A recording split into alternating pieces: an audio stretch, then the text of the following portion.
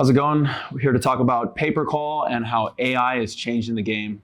My name's Adam Stay. I'm the head of pay-per-call for MADRIVO Media. And this is my panelist, Keith Scales from Chatmantics. Keith?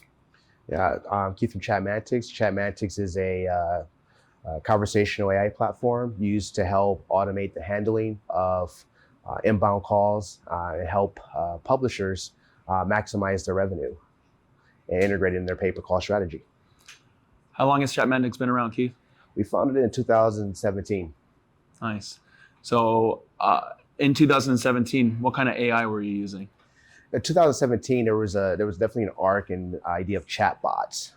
Companies were using chatbots to help with customer interactions and canned responses. We got our start by building Facebook bots on social media, mostly for an e-commerce implementation to help offer products out of the catalog through a conversation over Facebook Messenger, and using the Facebook Messenger API to deploy these bots. And most of the bots starting out were just topic modeling and intent matching chatbots. So very straightforward technology at that time in 2017.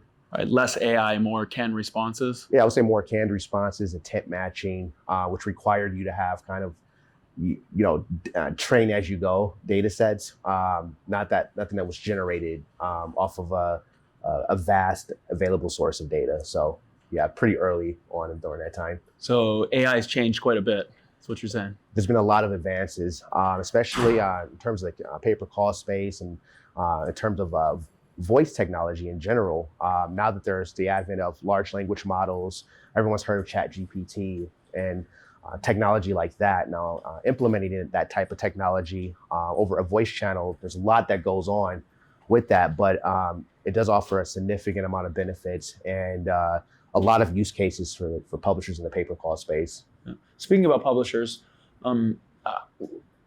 I've noticed that a lot of publishers have issues with maybe generating too many calls all at once, calls outside of hours, right? They hit their max concurrent calls that they can send to a buyer, and based off of that call hitting their system, not able to waterfall it over to another buyer, right? Can you tell me about how Chatmantics has kind of helped the publishers to, I don't want to say remonetize, but continue to monetize their calls with handling those calls rather than letting them be abandoned? What Chatmantics is able to do for those publishers so they can help to maximize their ad spend? Well, typically, publishers that are buying, have very large scale social media campaigns with Facebook, YouTube, and other platforms. When these calls come in and they have reached different concurrency caps, or calls don't convert, or no one answers the call, that's lost revenue for them and increases their overall customer acquisition cost. One of the use cases that a lot of our publishers use and clients use is they typically, when the call comes in their call tracking platform, and let's say a buyer or advertiser doesn't answer their call or doesn't, there's no response and it waterfalls down, they add Chatmantics as a target in there. We have an autonomous voice AI that'll answer that call for them. It does two things. One, it allows them to collect an opt-in and get consent from the user. They ask a question such as like, hey, is it okay if we contact you back over a text message or a phone call if we get disconnected? I'm not able to get you over to anyone, but if you'll give me your consent, I can contact you back and reconnect you. And then after they've given that consent, we can then still transfer a reattempt to get them back over to that buyer or to that advertiser that publisher is working with. Now, so typically a lot of our publishers, they have high call volume. So like an example would be, we have like a publisher that they have like 10,000 plus calls a day that come in, and they only bill and convert only about 60% of those calls. So that leaves like 4,000 calls that are unmonetized with no revenue. So where our solution is used in those 4,000 calls, assuming that they've been able to get the consent, we're able to get about 25 to 30% back on the phone. And then from those, from that 35%, about a 40 to 50% conversion rate on average and so that's a significant amount of incremental revenue that's been saved for that publisher. Nice. So when you're looking at high call volume, there's a lot of instances where calls aren't answered because you've hit concurrency caps. So to reiterate, Chatmantics is able to be a target on that waterfall, take that call, right? keep them on the phone, maybe ask them some questions, qualify them, making that Correct. call better, right? Right. Determining whether or not they'd be a good fit for the service or product that the publisher is generating that call for, and then connect those back into maybe the same buyer or a different buyer, Correct. right? Based off of those answers. Right. So the publisher has full control over what they want to do with that call after Chatmantics has successfully requalified that consumer. And even better yet, that publisher can also come up with other downsells of that phone call if they don't qualify. Since we have that person there, we could change the flow of the call and ask additional questions and qualify for different programs as well. So that leads me to also think about ways that the AI not only helps with abandoned calls and continuing to monetize the ad spend, but it can also be used as a use case to make the calls better, right? So you can have a full conversation with these people on the phone, but it's really an AI bot, and it's really doing what the work of maybe a junior closer or a junior rep, a QC agent that would take in a phone call, ask certain qualifying questions, and transfer it out to a closer. So Chatmantics has been able to kind of remove that low-skilled employee. I would say, like, for the publisher, I think what we find with our clients and a common theme is a lot of them want to continue to focus on their ad strategy. And so the idea of, like, we want to save these abandoned calls and setting up a contact center, managing a whole nother process isn't something that a lot of our clients are looking to do. So when Chatmantics comes in, we alleviate that stress of managing a contact center operation or an outbound sales team or all these other different aspects of customer interactions. We've automated that with Chatmantics. So yeah, you can replace literally a whole screening team utilizing this technology and optimize your ad strategy and increase that overall RPC on your calls. So getting rid of maybe the offshore center or the expensive onshore center that's doing the qualification and then sending over to an agent. Tell me about the elasticity of AI, right? I know that in a call center you only have X amount of seats and you have to keep those full 24/7, right? So you'd have night and day shifts or multiple shifts, right. But AI doesn't sleep, right? Right. So, a nice thing about this technology is it's elastic. So it can handle any number of concurrent calls at once. I mean, we've had cases where we've handled 4,000 to 5,000 calls at one time in a very short amount of time. And the voice quality was still very high voice quality, clear clarity. And we were able to still generate a significant amount of revenue on that. And like we have some publishers that they send out direct mail even. And with direct mail, you get calls all throughout the day. And so the stress of having to have a contact center there is completely gone now, because this can take the phone call during off hours, ask them their name, ask them who they are, maybe collect an email, phone number, ask them if it's okay to be contacted back. So it allows your overall customer interactions, your interactions can be 24/7 and available all the time. Nice. Also, there's a lot of laws and regulations that are coming through and changing in the throughout this year. One-to-one consent.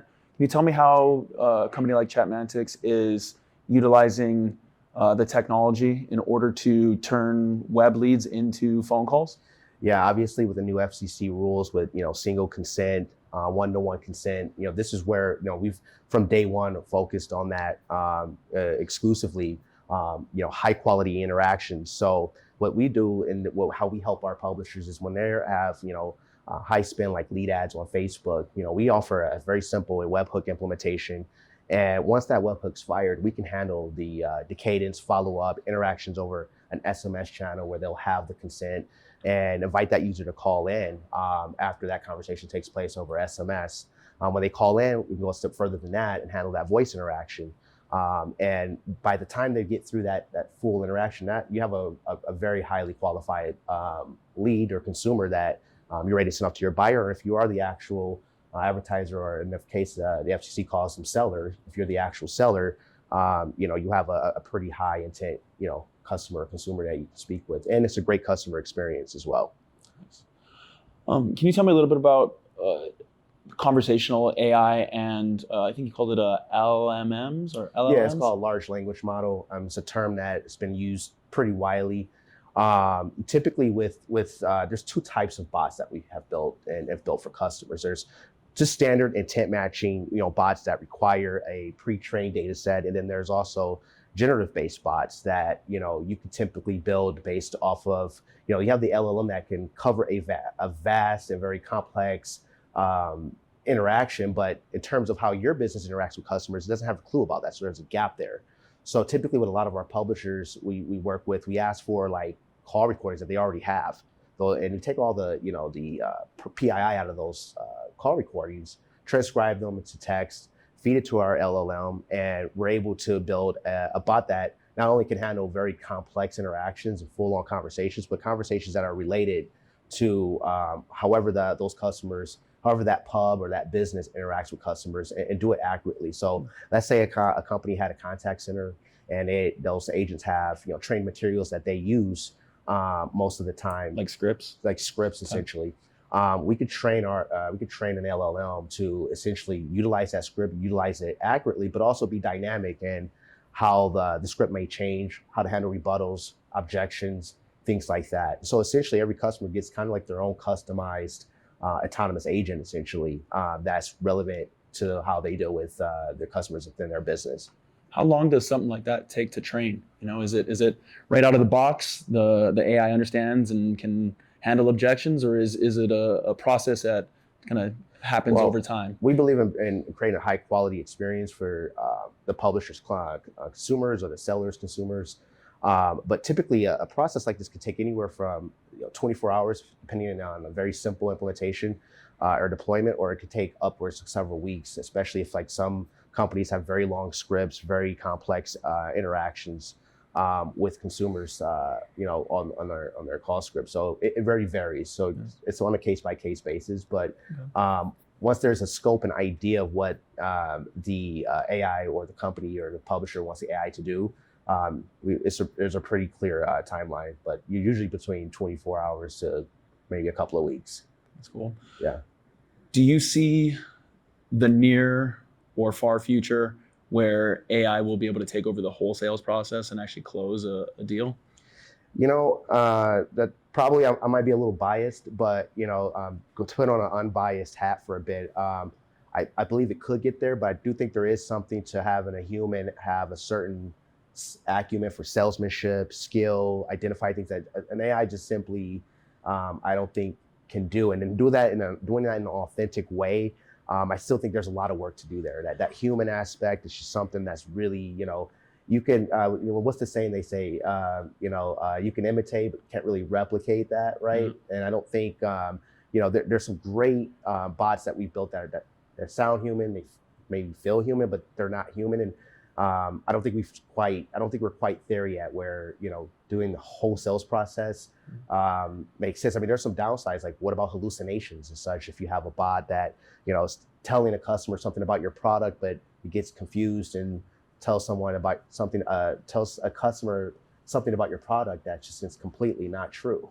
And a customer makes a decision based off of that information. How do you handle that? So there's still issues and things like that I think certain parts of the process you still might want to have a human involved in. But yeah. So machines aren't taking over everything yet. Not yet. Not yet. All right.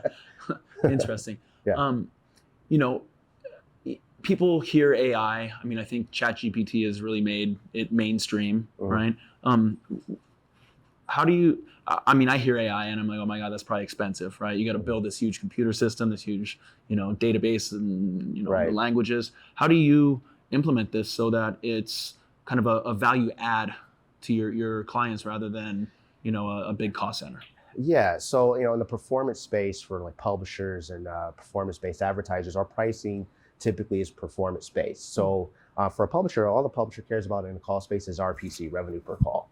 And what we do is typically our fees are based on a cost per call model. So cost per raw call. So every call that our AI is able to handle, qualify, and get reconnected to your buyer. So that includes messaging your consumer, interacting with your consumer, talking and speaking with your consumer. It's all bundled into one flat price. And that price is that price only takes effect when that call is connected back to your call tracking and thus to your buyer. So it's very risk-free. It's a very low risk product to implement. And typically, like for certain verticals, it's a very incremental cost that's performance-based. Okay. All right. So there's really not a lot of barrier to entry to working with something like Chatmantics. There's not, no. Okay. All right. Great. Yeah. Anything else you think we should know about AI and what's going on and how it can affect pay-per-call? No, I think we've already went over quite a bit of different points, and I hope that, you know, if anyone has any questions, that they reach out. Yeah. Yeah. Any questions today, guys?